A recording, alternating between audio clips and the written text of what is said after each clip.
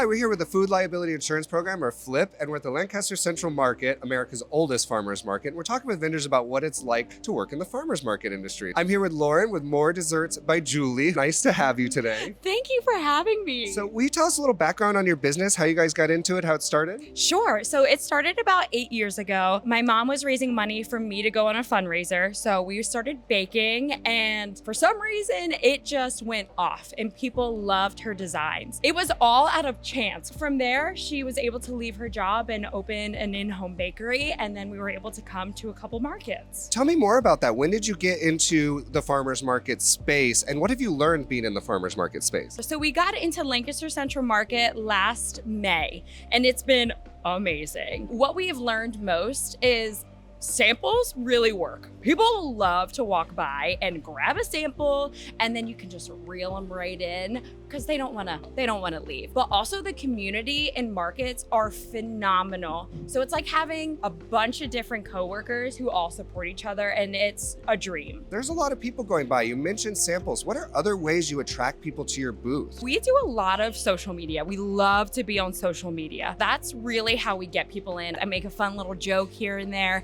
and that really draws people in. But I also like to go out in the community and share our cupcakes, just drop them off at a random business or something like that, just to get our name out there. But seriously, it's just saying hi to people who walk by our stand or doing samples. It's just the engagement with people that are coming in. Are there any horror stories or crazy stories of customers or move-in times? This one is really sad. So we have our nice freezer back here. Our 4th week at the market, we had 40 dozen cupcakes in there, and our freezer decided to break.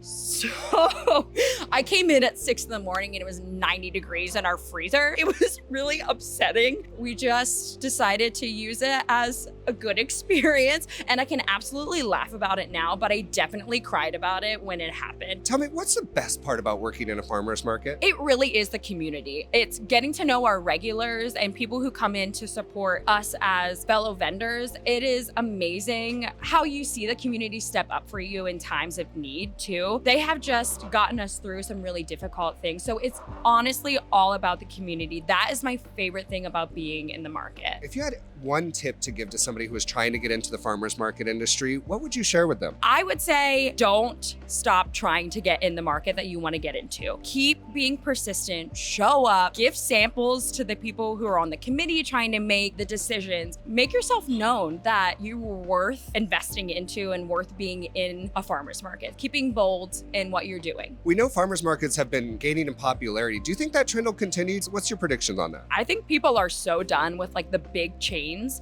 and they're really wanting to support small because they realize that supporting small actually supports their own community. It's huge. I know my generation loves to go into farmers markets, so I think it's really coming back, and we're really trying to give it back to small businesses in our communities. Thank you so much for taking the time today. We wish you all the best in your business, and you take care. Thank you.